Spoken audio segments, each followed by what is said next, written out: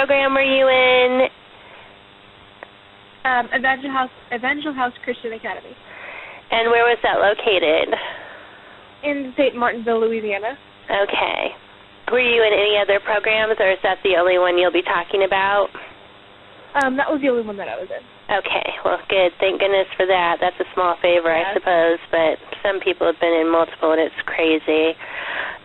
Were you addressed by name, given a new name, or assigned an address by a code or number while enrolled in the program? Okay, we were addressed by name sometimes. Most of the time we were addressed by the number that we were given when we were admitted. Depending on what bunk you got is the number that you were assigned. When I first got there, I had one of the bottom bunks in the larger room, and the bunk was number 5, so that was my number. That was the number that we would use for laundry call or dinner, any sort of meals, pretty much anything that was mandatory to do, like chores or showers or laundry, that kind of thing, they would use for numbers. Everything else, they would use our names. Okay. When were you enrolled, and when did you leave the program? I was admitted on November 27th, 2013, I believe, and I left May 4th, 2015. Wow. So 17 months. That's horrible. Was there a level system of quote-unquote privileges and consequences? Yes. There were 5 levels in the program. When you were first admitted, you were level 1. Then when you got to level 5, you would graduate and leave. Would you like me to describe each of them? Because that is a long list. Yes, I would if you're up to it. Oh, yeah, of course.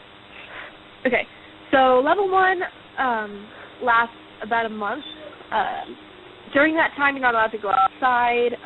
You don't get your makeup or hair straighteners, no personal clothes, and no contact with your family. You had to stay in uniform.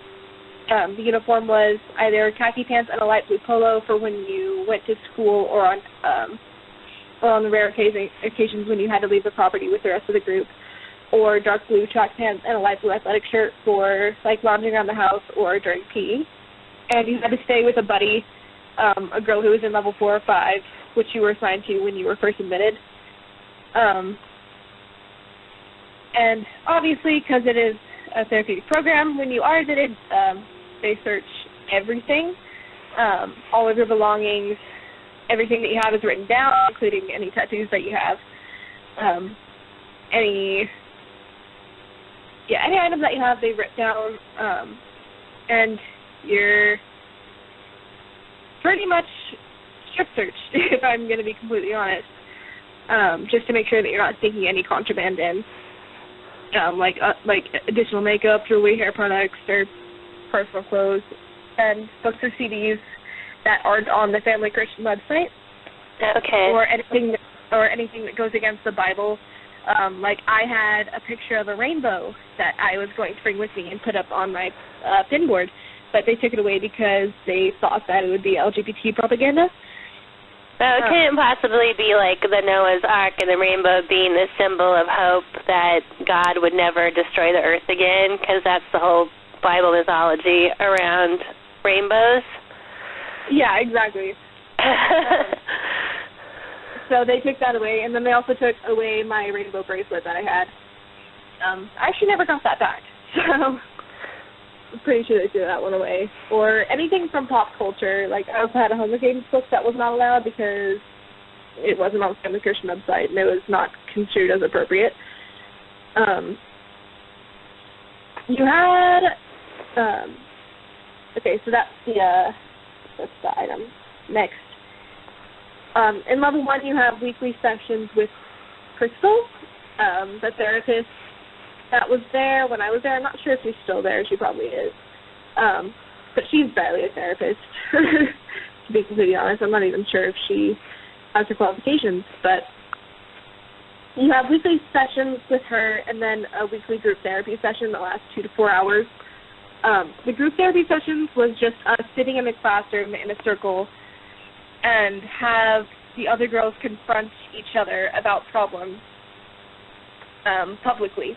So, like, if you had a problem with a girl, say, leaving her clothes out on her bed or whatever, instead of coming up to her privately and being like, hey, could you not leave your clothes out on the bed? It's like, it looks messy and makes the room look bad.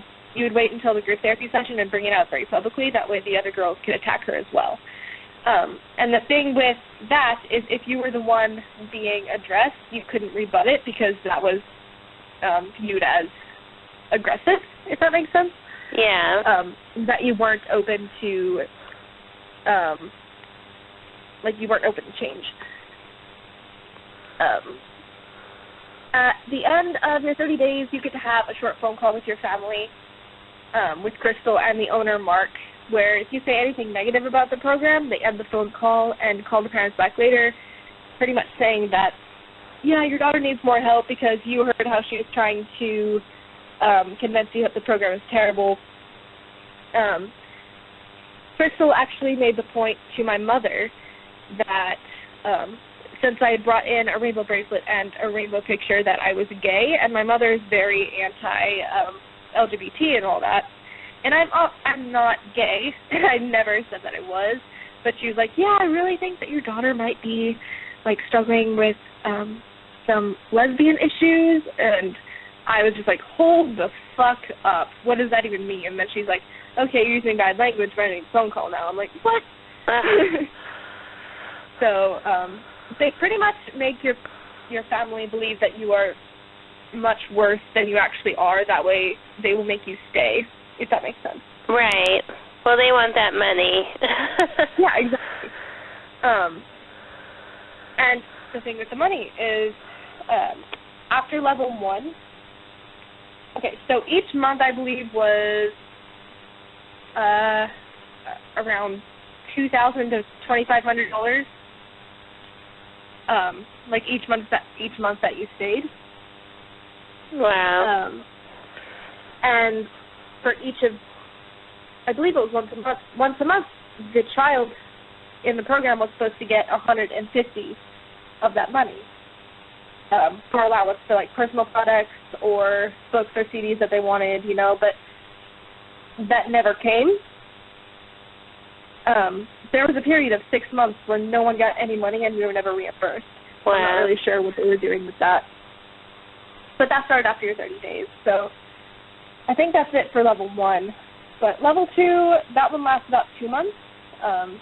You're no longer required to be with your buddy 24/7. You just pretty much stick with them for guidance if you need it. You can go outside as long as you have a level 4 or 5 girl outside with you. You can have your makeup and hair straightener before outings.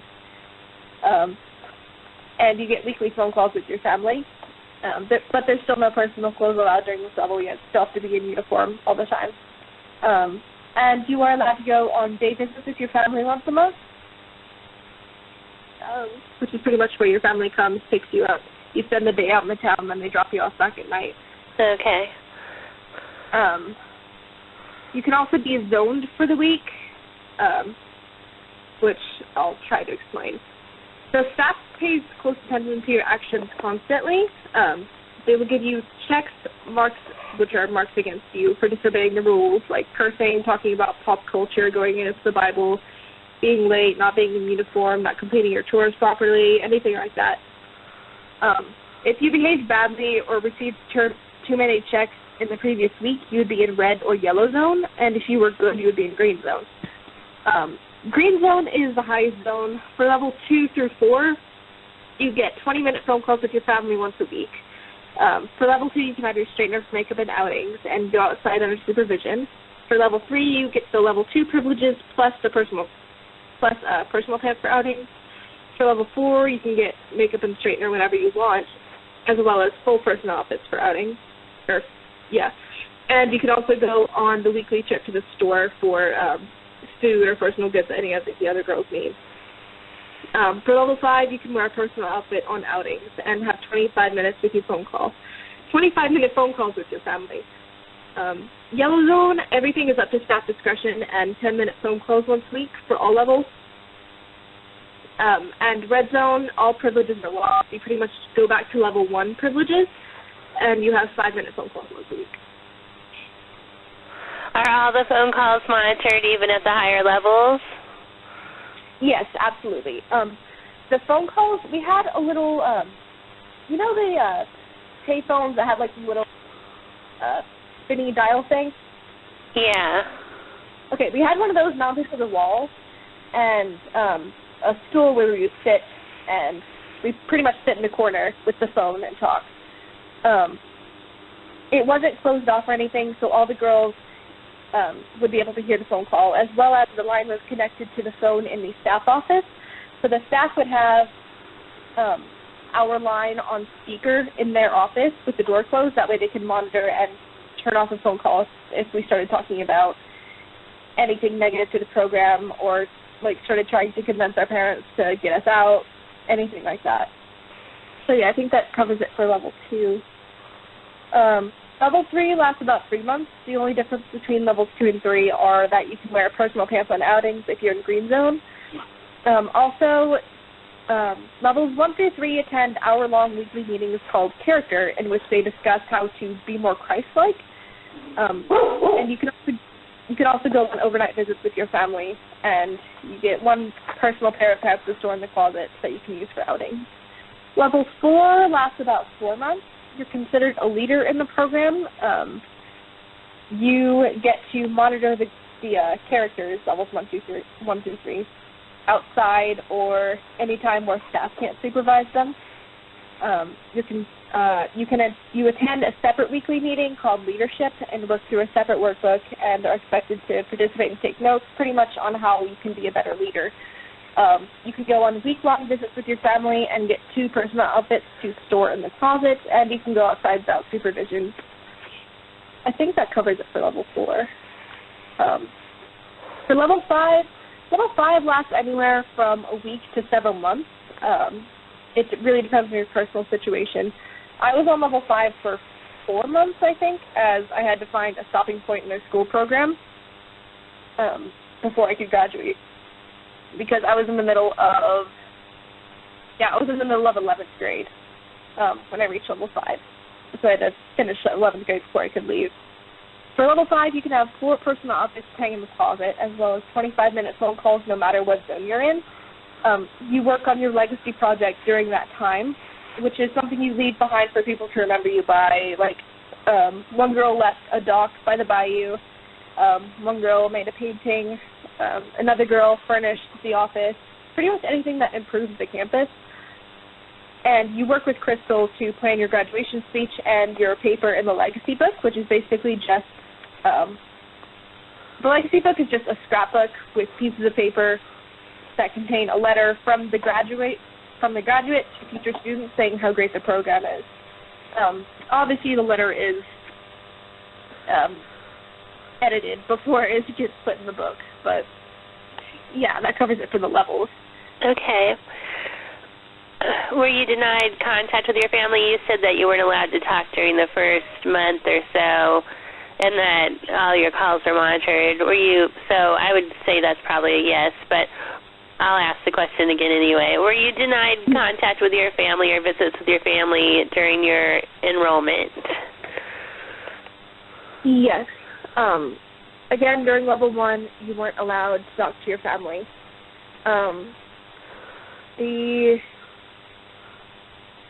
There were other times where other girls were denied contact with their family based on their behavior.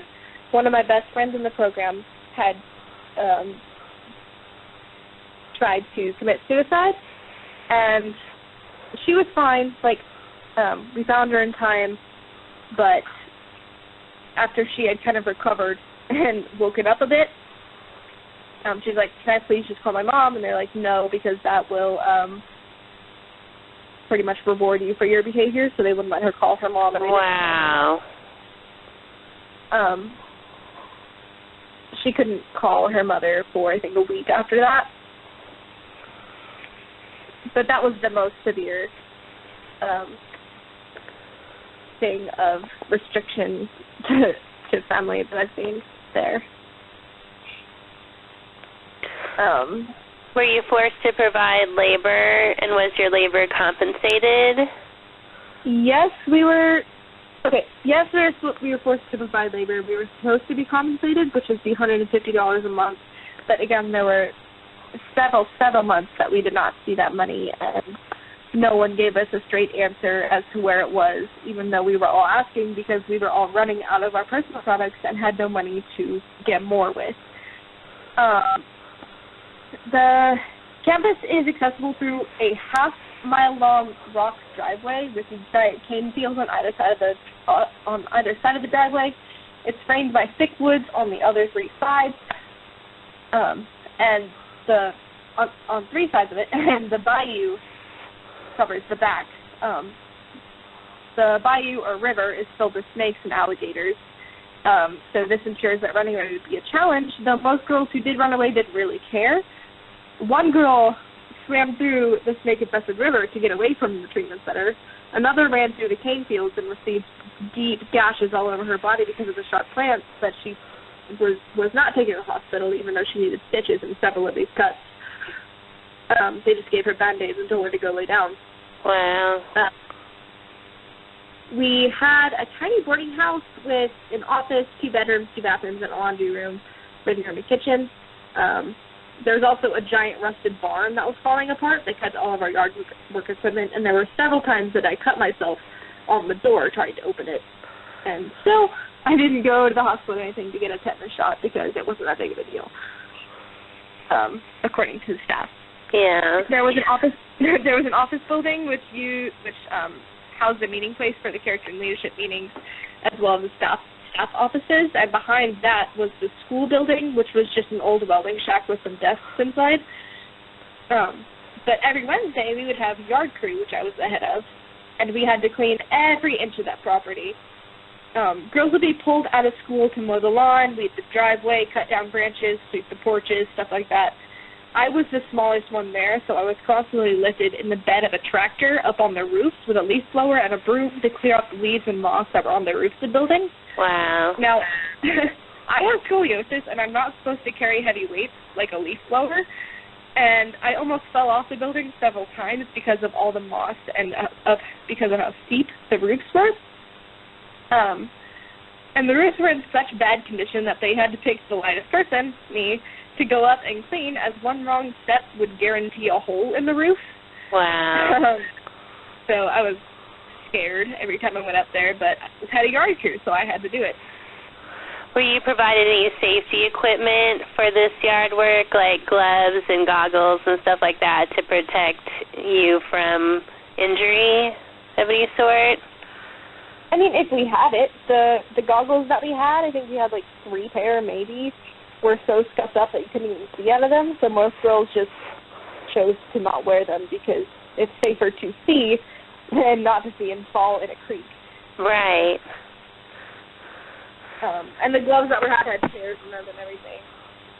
So the safety equipment that they had was inadequate, so it really wasn't worth wearing. Right. So that would be like a labor law violation right there, because that violates OSHA. If they weren't providing you proper protective equipment to do this type of labor. But of course they weren't paying you either, so that's another labor violation. And you said that the higher level kids, now were they considered junior staff when they were put kind of in charge as a guide to the lower staff, or to the kids that were at lower levels of the program, or did they not use that language, but that's kind of what it was? No, it wasn't, they weren't considered lower level staff, but they were considered far enough along in the program that they didn't have to worry about them running away or pretty much trying to sabotage the program because they were so close to getting out, if that makes sense, so they could the younger or the lesser students there. What type of education did you receive, and did you have any difficulties with your credits transferring or being accepted by other schools or programs? We were technically in a homeschool program. It was called the PACE program, which is accelerated Christian education. It focuses exclusively on creationist Christian education. And it's not accredited. I don't know if you know that, but ACE is not accredited. We've looked into it pretty extensively. The programs in Alabama that are ACE, we contacted the University of Alabama to see if they would accept credits from a program that used ACE, and they said no. I'm just wondering if you had any problems with that. Oh, yeah. Luckily for me, the school that I left the program right after I finished 11th grade. And luckily for me, I had senior year to make up all the credits that the colleges would not accept. Okay.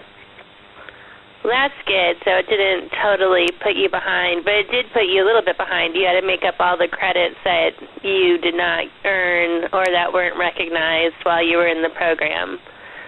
Oh, absolutely. Like for the history program, or the geography program, the only thing that we learned about was biblical history. So I knew nothing about American or world history.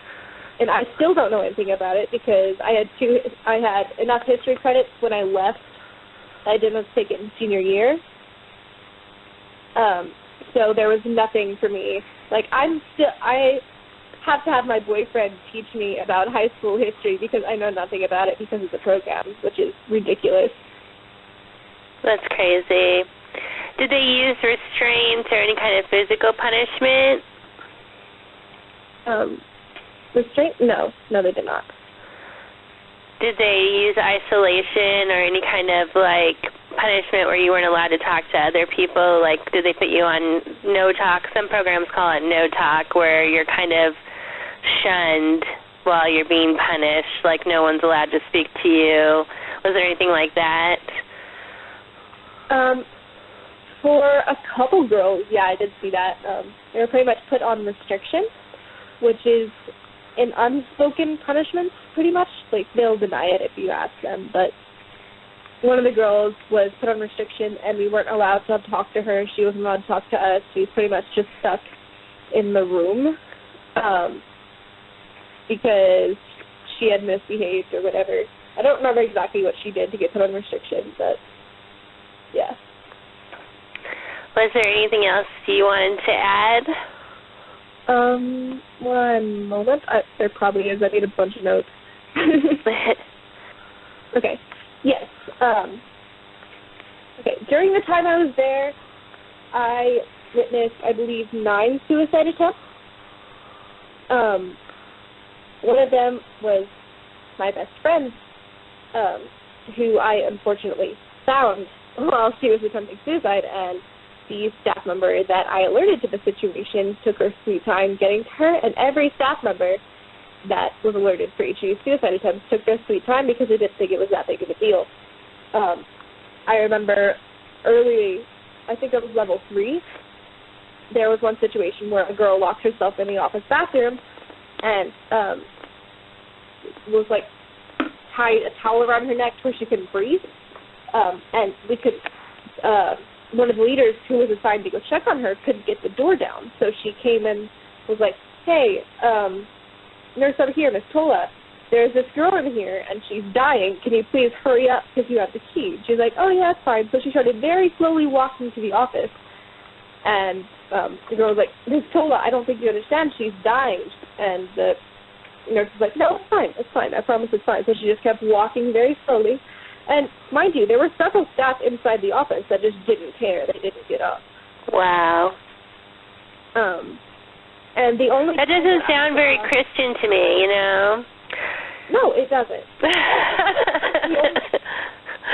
Not my understanding of the religion anyway, or what Jesus was like. I don't think that he would let children hurt themselves or be harmed and not try to help. I think that's, I don't know, that doesn't seem to be following biblical principles in my understanding of the Bible. So, I mean, there's the Good Samaritans. You're supposed to help people when they need help, and you're supposed to be there.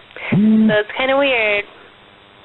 Mm-hmm. I mean, I believe you. I'm saying that these people who call themselves Christians or Christian programs really aren't what I would define as a Christian in my understanding of what a Christian is supposed to be.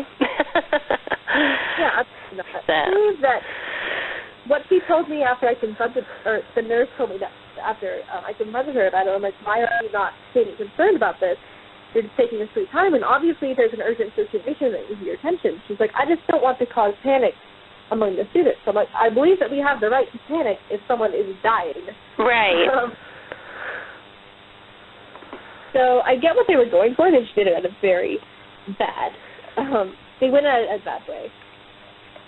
I believe like 6 or 7 of the 8 suicide attempts that I witnessed needed to go to the hospital, but they only sent one girl to the hospital out of them. The rest they just told to go to bed and to be monitored by a leader, one of the level 4 or 5. Okay. And that's really not appropriate either, because if we believe that all of the youth are recovering from some kind of trauma or mental illness, they really shouldn't be given the burden and the stress of monitoring someone for possible suicide risk. Absolutely not. Like, I had to monitor 3 of them while I was a leader. One of them was my best friend. One of them was one of the girls who was my buddy, or like who was assigned to me when she was admitted. And then another girl was just another girl in another room. And the girl in the other room was the one that was sent to the hospital because I threw such a fit about it. What else? The church that we went to was so toxic. There were people constantly running around, constantly screaming. It was honestly terrifying. It felt like a cult. Was it like a Pentecostal church where they speak in tongues and they don't speak English? They, like, speak in some gibberish language? Yes, absolutely. And I'm sure that's going to offend some Pentecostals if they watch this video, but seriously, it's gibberish. The whole point of speaking in tongues is knowing that some people are able to pick up on a foreign language, an actual real language that exists in the real world, and speak it when they're in a foreign country or among people who don't speak their language. It's meant to be understood, not to be gibberish. So I think people who do that are in a cult-like situation because it's gibberish and nonsense.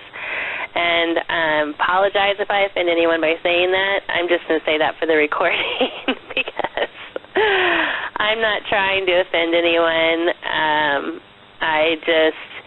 I've been in a church where that was going on too, and it just creeped me out. It did not make me feel like God's presence was in the room or that there was any kind of spiritual element, that it was just basically dramatic, weird, like strange stuff to be doing, and to just stand up in the middle. I mean, they would stand up in the middle of like a sermon, right, and start just talking gibberish.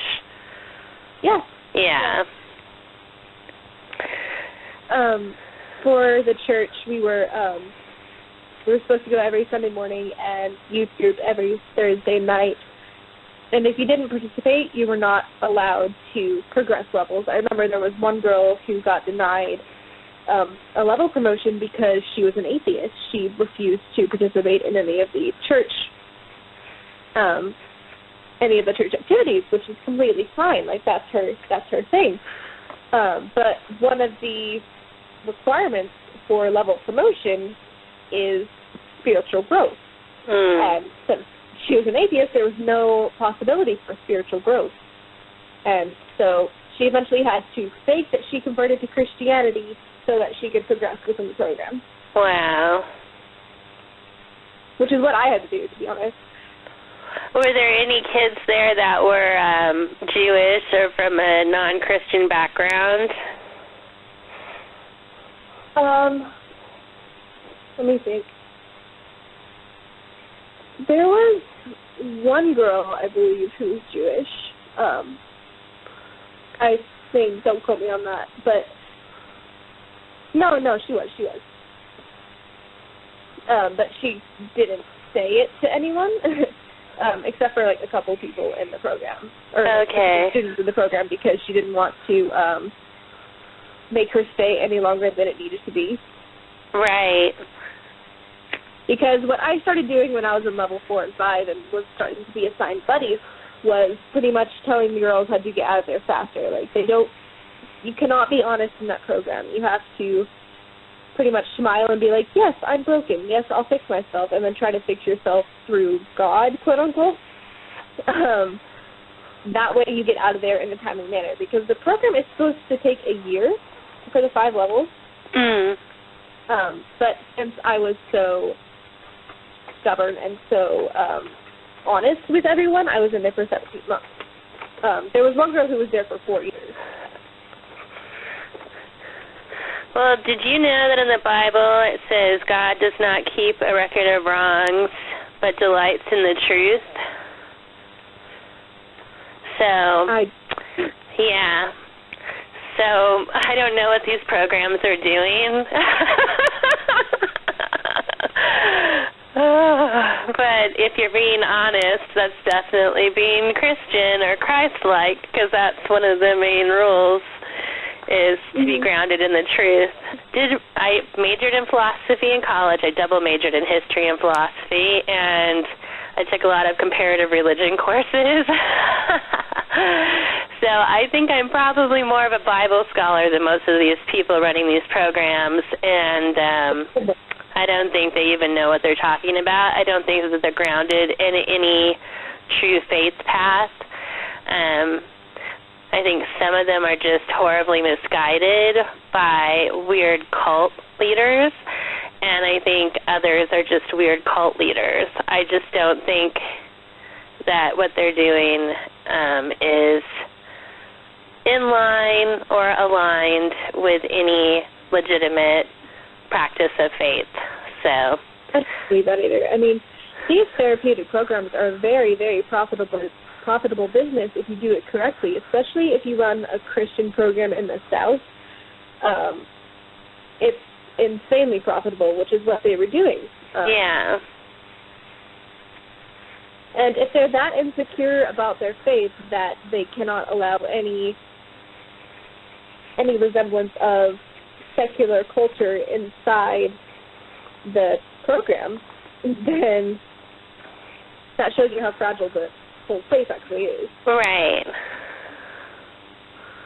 Because one little deviation from what they view as the norm will send the whole place crumbling down, which is why they hated me so much. Because I constantly fought every bit of the way. Which is, again, why I was there for 17 months instead of a year. Until I finally learned that, like, hey, if I want to get out of here, I have to act. Right. And that's the thing, you know, making people live a lie so that they can graduate a program that's supposed to be grounded in faith, love, and truth and hope is kind of weird. Definitely not in line with those. I think another thing that I'd like to add, if that's okay. Yeah. They don't allow tours. Sorry. Ooh, you okay? Yeah, I'll be all right. Okay. They don't allow tours of the program until you've already reserved a spot and placed your deposit down for your child. So you really don't know what you're getting into, because the photos that they provide are not what it looks like at all. It's much more run down, much more overgrown, much more ghetto, if you will. And during your tour, you will go into the schoolhouse where all of the girls will sit in a circle, and you get to have kind of a little interview with them, where the owner, Mark, and his wife, Karen, they will sit down with you and kind of tell you a bit about the program, and then have the girls, one by one, in order to circle, just to go and tell you a bit about the program and about their experience there. And I noticed Sorry. You're good. And I noticed while I was in my tour that Mark and Karen had their eyes locked on the girl that was speaking currently, and she was constantly like looking back, trying to see if she was like saying the right things. And then it got to me and my mother where we were allowed to ask questions. And the first question that my mother asked was, "What is your least favorite thing about this place?" And Mark and Karen, like all the girls got really, really uncomfortable and like started shifting in their chairs. And Mark and Karen were like, "I don't think we're going to answer that question." Oh, wow. Oh, so, that should have been a red flag for your mom. Yeah, it should have been, but she'd already placed a deposit down. Yeah. That's how they do it. They want to make sure they get you in like a little spider web. Make sure you're trapped before, and feel like, I've had a lot of parents call us and say, well, I've already paid this much though, or they've already been there for 3 months and I already paid like, whatever it is, $7,500, $10,000, however much it is for them to be there. So they don't want to accept that it was a bad investment. It was a bad use of their money. It was a bad decision that they're being likely defrauded and while their kids are exploited. So exactly. It's very hard for them to acknowledge that they could make such a bad decision, or that there are people out there who would prey upon families who feel desperate or whatever, who feel like they need extra help. They just prey upon them. P-R-E-Y, not P-R-A-Y. So, I don't know. These people, there's something else. I like to write, once in a while when I do an article on one of the faith-based programs, I always use the term false prophets, because I'm like, these people are false prophets. Jesus warns you about false prophets, right? In the Bible, there's like this whole big warning about false prophets.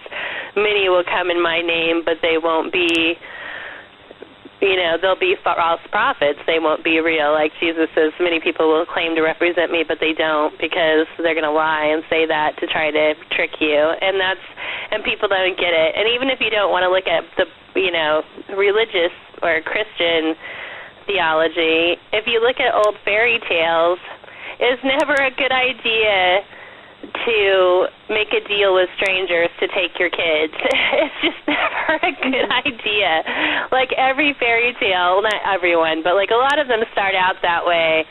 I think one of them, Rapunzel for sure, the witch is like, comes and says, I can help you, and I can help you save your life and save your farm and save everything.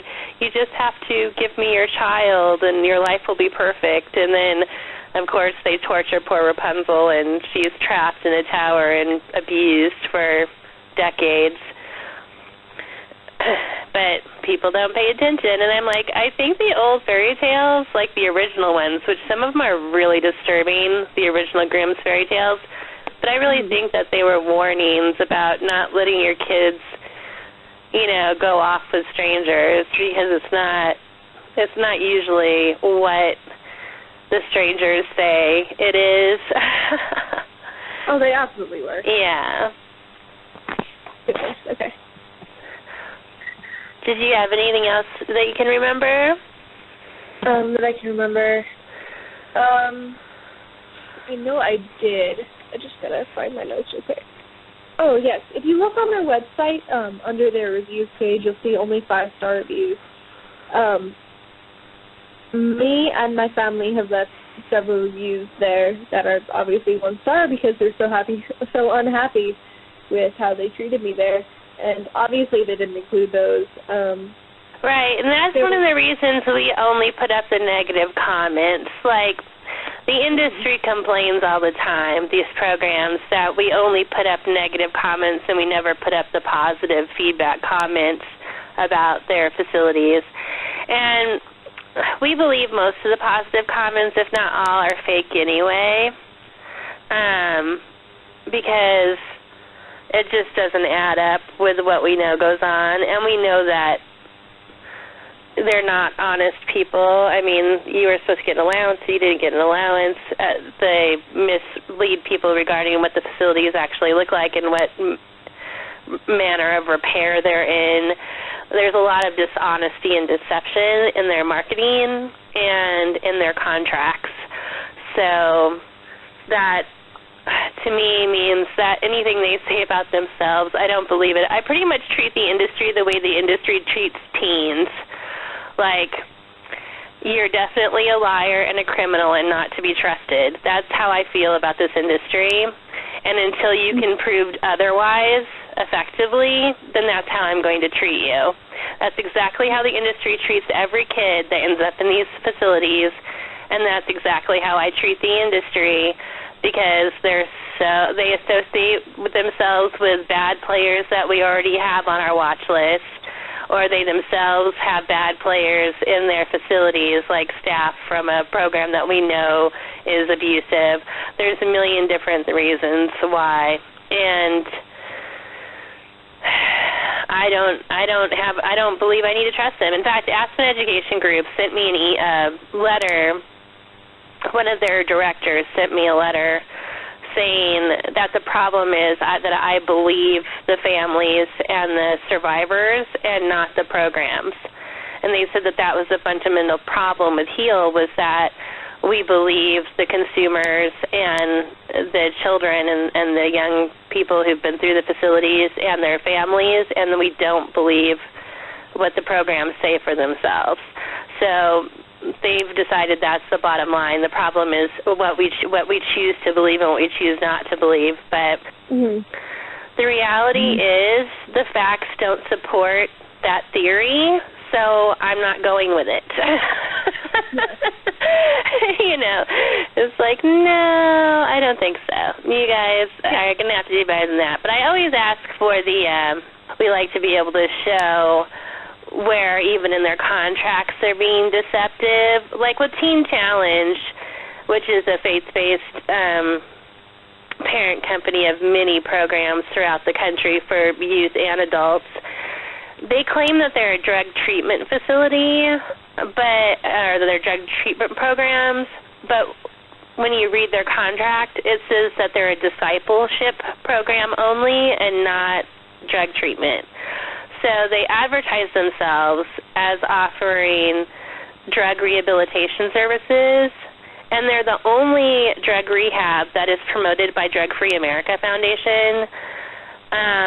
But when you look into them, they are not qualified at all to provide any kind of drug treatment or detox treatment or anything, and their paperwork requires you to sign a civil rights waiver, meaning you're waiving your civil rights, right? Like you're agreeing that you don't have any rights anymore, and they are a discipleship program only, and that's what it says in their contract. And I'm like, that's false advertising. You should be saying we're a conversion discipleship program, and we believe that no matter what your problem is, up to and including drug addiction, can be cured through faith. I mean, they should be saying that in their literature instead of saying that they have, counselors and drug rehab and detox and all that stuff when they're not even licensed to provide that and not qualified to provide that.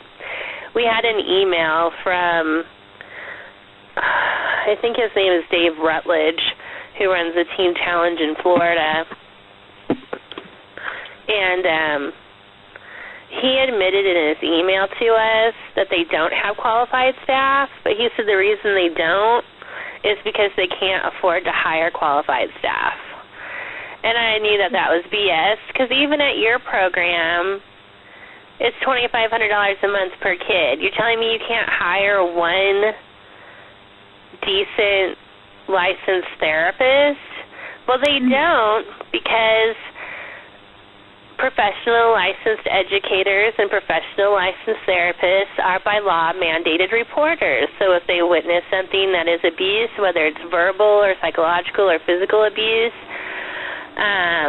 if they work you to exhaustion, or, you get injured getting your hands cut up on whatever doorknobs that aren't in good repair.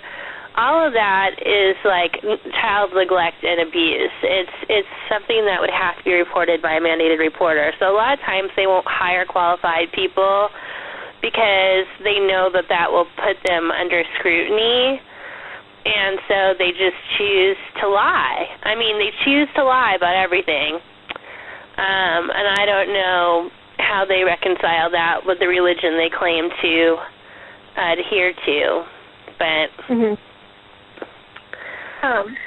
Also, I believe I said that I was admitted in 2013. It was actually 2012 to 2014. Oh, okay. Also, I think one more thing.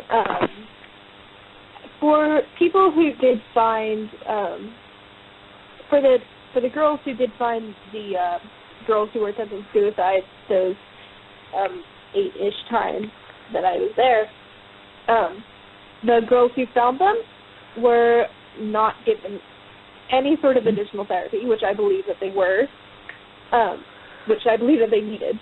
Yeah. Like for when I found my best friend in her bed, like half dead with a rope around her neck, I pretty much had to drag her from her bed. And again, the staff that I alerted was taking her sweet time to get there, so I was obviously freaking out and telling people to, like, get scissors, like, get the staff member. And, yes, I was allowed to sit in the living room with my CD player for half an hour, but after that I was just told to go to bed, and my bed is right next to my friend's bed. So it was empty while my friend was sleeping in the office, that way they can keep an eye on her. And the following weeks, I was given no additional therapy for it. Wow. Which I desperately needed, which set me back so much.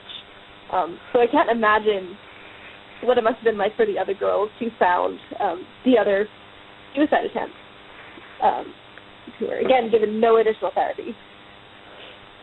It's ridiculous. It is. It's dangerous. I mean, that's a lot of suicide attempts. Those people needed real care and not to be punished for being suicidal, because that's absurd. And that's exactly what happened. Like, I believe one girl who attempted suicide got a level drop for it, which is where you're dropped a level and you're in red zone for a week. And then you have to reapply to get your to get back to your original level by writing a 2-page essay as to why you got a level drop and to why you won't do that again, which I believe is not punishing a suicide attempt is never good. Right. It's a really good thing. And that's exactly what they were doing. We were only allowed to know the first names of the staff, not the last names. So I'll send you the first names of them, but I don't know. The only people I know the last names of are the owners. Okay. Yeah, they do that to avoid accountability, and so that you can't look up and see if they're licensed. I mean, if you don't know the last name of someone, of course there's this program in Mexico right now called Pacific Life, where they claim to have licensed staff, and they give out business cards with the supposed license number of their physicians that work there. But I checked both in California and with Mexico's Department of Licensing for medical licensing, and the license numbers on these people's business cards belong to someone with a different name and who works in a different place and location. So it's like a total level of fraud that goes above and beyond. Because now it's like identity theft or whatever. I mean, you're claiming someone else's license number as your own, and I don't know. I would think licensed professionals would be very angry at that and would want to put an end to it immediately. Can you imagine being a doctor and having your business card and then have someone claim that your license is their license and abuse people under your license number? What kind of... Yeah, I mean, that's really serious, and you can really hurt someone, a legitimate physician's reputation, engaging in that. But this particular facility in Mexico, I was just speaking to one of my friends who's investigating it right now. he said that he had spoken to a few survivors. They said a Mexican gang is actually running this facility in Mexico, and that none of the people there speak English. They're all American kids who get sent there. None of the people there speak English. They have to learn, like, broken Spanish to communicate even with the staff, and they're basically just warehoused for money and not provided any kind of services at all. He said they had escape training, meaning they had a helicopter pad on or near the facility, and they would, they would prepare for raids, like raids from law enforcement, by having them run to the helicopter pad. Like, they would do these escape drills in case they got raided by the authorities. And I'm like, if you're doing that, then you're a criminal. I'm sorry. This type of behavior is not like, okay, you can't pick on us because we're helping kids. I'm like, what you're doing is criminal. It's not helping anyone, and it's fraud, and it's abuse, and it's unacceptable, and it's certainly not Christian. No, and it kind of sucks because the dorm staff that was assigned to us are actually really, like, they're the sweetest people I've ever met. It sucks that I have to pretty much report the facility that they work for because of the owners and because of the therapists that work there. Yeah. But, well, hopefully they'll find better jobs somewhere else. This isn't a good place to be working in the first place, but that's one of the reasons we're working really hard. I'm working really hard right now to try to get legislators to pass a federal bill that will require that all staff at such facilities be given mandated reporter status. So if you were like a dorm parent or dorm staff or whatever, that you would be given mandated reporter status. And there would both be requirements and protections afforded to mandated reporters when they report abuse. Because a lot of times these programs are putting in their employment contracts non-disclosure agreements and threatening. There was a case in Maine a couple of years ago where a facility, it was an elderly care facility, but a mandated reporter reported abuse they witnessed to the proper authorities like they're supposed to do, but the court allowed the program to sue them for reporting it because it violated the non-disclosure agreement of the employment contract. So we're trying to get that fixed so that people who are doing their legal duty to report abuse when witnessing it are protected from retaliation from their employers and not excused from reporting regardless of what their employer would prefer.